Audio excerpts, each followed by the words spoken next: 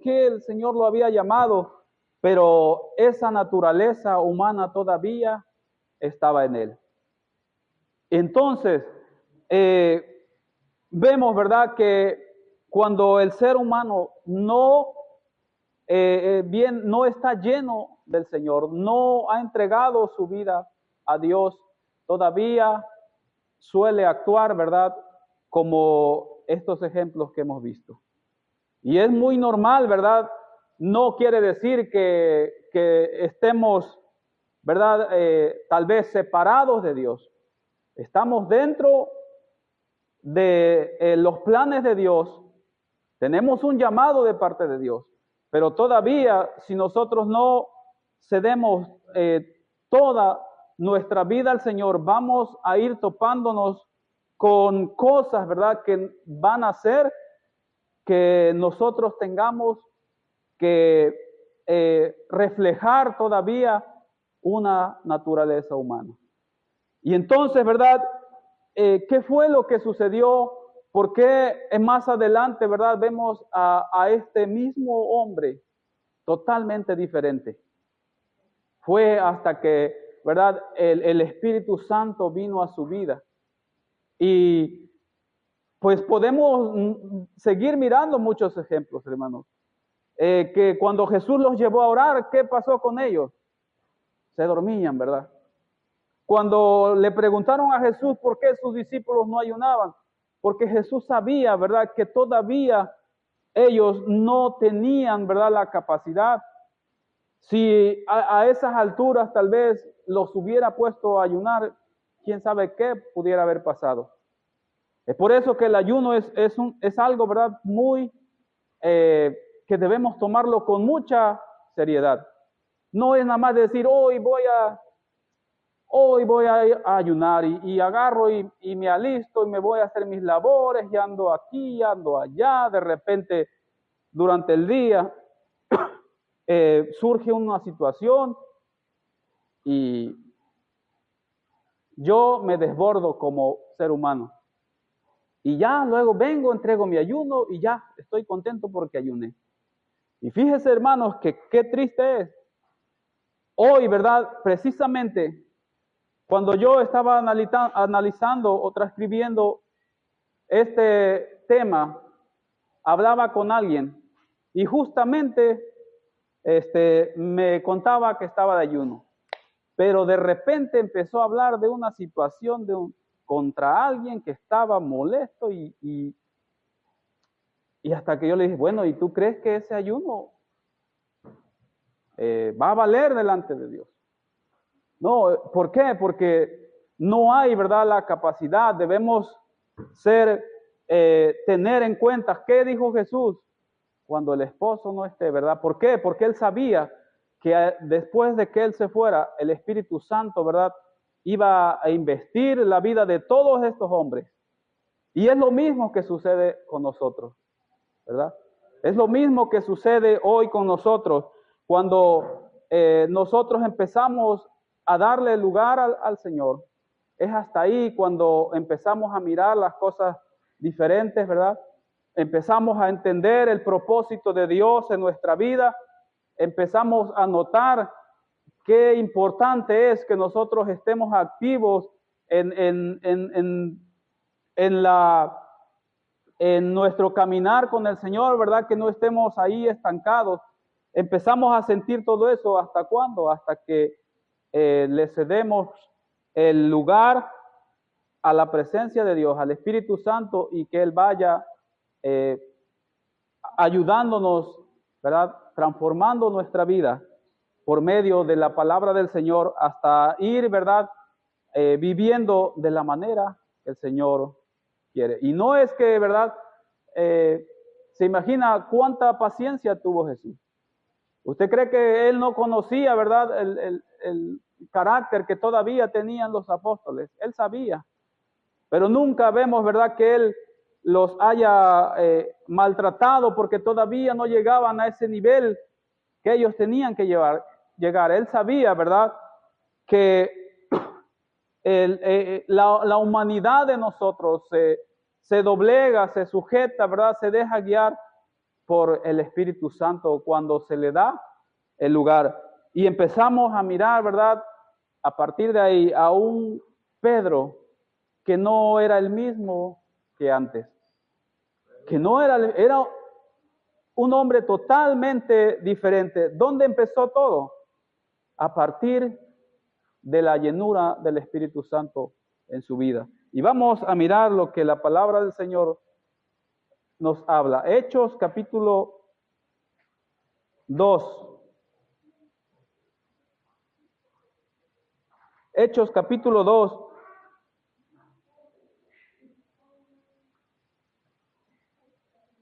Ahí, ¿verdad? Empieza a hablar del capítulo 1 cuando vino la llegada, ¿verdad? Cuando llegó el día de Pentecostés. Y el verso 14 nos habla, ¿verdad? De Pedro cuando se levantó y dio su primer discurso. Dice, entonces Pedro, poniéndose en pie con los 11, alzó la voz y les habló diciendo, varones judíos y todos los que habitáis en Jerusalén, esto os sea notorio y oíd mis palabras, porque estos no están ebrios como vosotros suponéis, puesto que es la hora tercera del día. Y empezó, ¿verdad?, a hablar la palabra del Señor. Ya no vemos un Pedro miedoso, ¿verdad?, sino con valor. Y vemos lo que dice el verso 36 también, dice, sepa pues ciertísimamente toda la casa de Israel, que a este Jesús a quien vosotros crucificasteis, Dios lo ha hecho Señor y Cristo. Al oír esto dice que se compungieron de corazón y dijeron a Pedro y a los apóstoles, varones hermanos, ¿qué haremos? ¿Sí? ¿Qué valor, verdad, que él tuvo para poder, verdad, decirle, enfrentar frente a frente, verdad, con aquellos fariseos, decirle, ustedes crucificaron a Cristo, ese Cristo que ustedes crucificaron, ¿verdad? No anduvo por las ramitas, sino vemos a un Pedro valoroso, ¿verdad? Lleno de valor y tanto, ¿verdad? Que podríamos, tantos ejemplos desde los primeros capítulos de Hechos de los apóstoles, ¿verdad? Encontraríamos tanto, porque hasta por ahí por el verso 13, todavía, hasta el verso 12, todavía aparece Pedro, ¿verdad? Y vemos, ¿verdad?, por la historia que el apóstol Pedro fue uno de los principales que en aquellos tiempos, ¿verdad?, cuando inició la iglesia primitiva, el apóstol Pedro estaba ahí. Y vemos en cómo, ¿verdad?, ese amor, esa pasión por las almas, ¿verdad?, que Dios le había, ¿verdad?, recomendado cuando le dijo que si lo amaba, que velara por sus ovejas. Y Pedro, ¿verdad?, pudo llevar a cabo esta misión. Pudo llevar a cabo esta misión y podemos verlo, ¿verdad?, en esas cartas que escribió el apóstol Pedro. Y vamos a mirar ahí para tener un poquito de... Yo sé que tal vez ya hemos mirado, pero fíjese la gran diferencia, ¿verdad?, de un hombre que todavía no se dejaba moldear totalmente, ¿verdad?, por el Señor, y después cómo él, ¿verdad?, se expresa. Y fíjese el capítulo 1 de la primera carta, en el verso 3 en adelante, dice, bendito el Dios y Padre de nuestro Señor Jesucristo, que según su grande misericordia nos hizo renacer para una esperanza viva, por la resurrección de Jesucristo de los muertos, para una herencia incorruptible, incontaminada e inmancesible, reservada en los cielos para vosotros, que sois guardados por el poder de Dios mediante la fe, para alcanzar la salvación que está preparada para ser manifestada en el tiempo postrero, en el cual vosotros os alegráis, aunque ahora por un poco de tiempo, si es necesario, tengáis que ser afligidos en diversas pruebas, para que sometida a prueba vuestra fe, mucho más preciosa que el oro, el cual, aunque perecedero, se prueba con fuego, sea hallada en alabanza, gloria y honra cuando sea manifestado Jesucristo, a quien amáis sin haberle visto, en quien creyendo, aunque ahora no lo veis, os alegráis con gozo inefable y glorioso, obteniendo el fin de vuestra fe, que es la salvación de vuestras almas. Qué preciosa palabra, ¿verdad? Qué amor, ¿verdad? Por las almas, cómo escribía estas cartas, ¿verdad? Para aquellas iglesias. Y vemos en el verso 13 cómo dice, por tanto, ceñid los lomos de vuestro entendimiento, sed sobrios y esperad por completo en la gracia que se os traerá cuando Jesucristo sea manifestado. Como hijos obedientes, no os conforméis a los deseos que antes tenías estando en vuestra ignorancia. Yo estoy seguro, ¿verdad?, que recordaba todo lo que él tuvo que pasar para llegar a entender, ¿verdad?, el plan y el propósito que Dios tenía para su vida. Y así poder llevarlo a cabo. Y no solamente, ¿verdad?, esta palabra la dejó para aquellas iglesias, sino también para nosotros en nuestros tiempos. Mire la segunda carta del capítulo 1, el verso 5 en adelante, dice, vosotros también poniendo toda diligencia. Por esto mismo, añadid a vuestra fe virtud, a la virtud conocimiento, al conocimiento dominio propio. Él, estoy seguro que recordaba que por no haber tenido dominio propio le tuvo que cortar la oreja a alguien, ¿verdad? Él recordaba esto y por eso dice, a la virtud conocimiento y al conocimiento dominio propio, al dominio propio paciencia, a la paciencia piedad, a la piedad afecto fraternal y al afecto fraternal amor. Porque si estas cosas están en vosotros y abunda, no os dejarán estar ociosos ni sin fruto en cuanto al conocimiento de nuestro Señor Jesucristo. Estas palabras, hermanos, que él pudo escribir, podemos darnos cuenta que verdaderamente él se dejó guiar por el Espíritu Santo. Y el Espíritu Santo pudo moldear su vida al grado, ¿verdad?, de poder entender y dejarnos todas estas palabras para nuestros tiempos. Para que hoy nosotros entendamos que solamente si nosotros le cedemos toda nuestra vida al Señor, es como vamos a poder, ¿verdad?, vivir completamente para Él.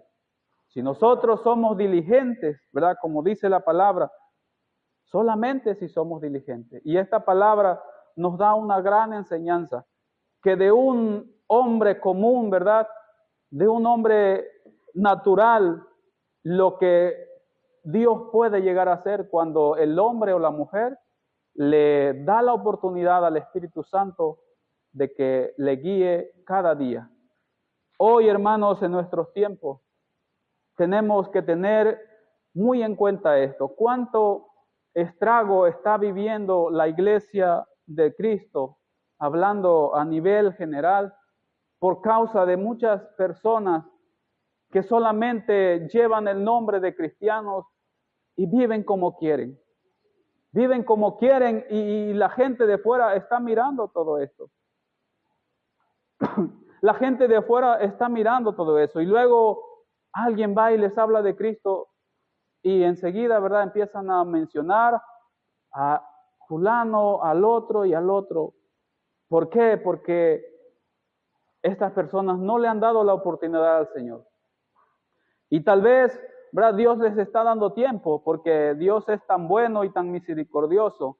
Pero llega el momento en que el ser humano se aferra tanto a la tradición, se aferra a las costumbres, se aferra incluso a la religión.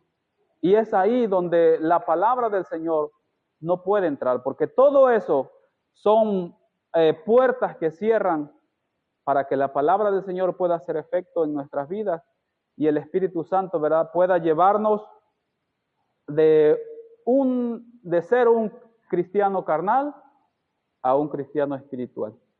Amén. Yo creo que en cada uno de nosotros haya esa disposición. Haya esa disposición para que Dios pueda cumplir el propósito por el cual nos llamó. No es casualidad que usted o yo estemos aquí, ¿verdad? Así como este hombre, ¿verdad? Dios no se equivocó en llamarlo. Dios sabía el potencial que había en él, solamente que necesitaba, ¿verdad? Ser investido por el Espíritu Santo. Y cada uno de nosotros es lo mismo que necesitamos, ser investidos por el Espíritu Santo. Amén. Así que en esta noche podamos, ¿verdad?, orar al Señor y decirle: Señor, yo quiero ser lleno de tu Espíritu. Enséñame cómo puedo llegar ahí. Ayúdame a ser sensible a tus mandamientos, a tu palabra, para que yo pueda un día, ¿verdad?, también se pueda notar el cambio que se ha hecho porque le he dado la oportunidad al Espíritu Santo de entrar en mi vida. Póngase sobre sus pies y vamos a orar y decirle: Señor, aquí estamos. Aquí estamos, te entregamos nuestra vida, nuestro carácter mal formado tal vez todavía. Todavía, Señor, tal vez con falta de dominio propio. Tal vez todavía, Señor, somos temerosos. Tal vez todavía somos contradictorios. O tal vez somos renuentes, Padre. Pero en esta noche, Dios mío, queremos que tu Espíritu Santo, Señor, llene nuestras vidas y podamos nosotros, Dios mío, llegar a cumplir el propósito por el cual tú nos llamaste.